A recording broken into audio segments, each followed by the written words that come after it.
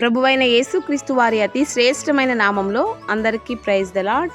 ఈరోజు దేవుని వాక్యము, నా నామమున మీరు నన్నేమి అడిగినను నేను చేతును. యోహాను సువార్త 14వ అధ్యాయము 14వ వచనం.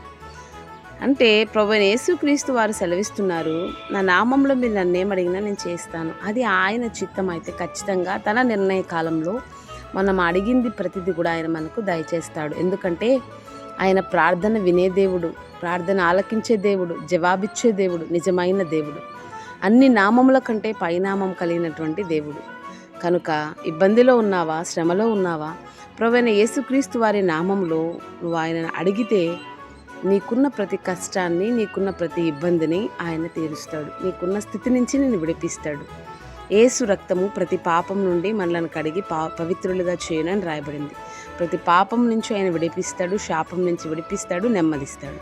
దేవుడి మాటలు దీవించునుగాక. ఆమేన్.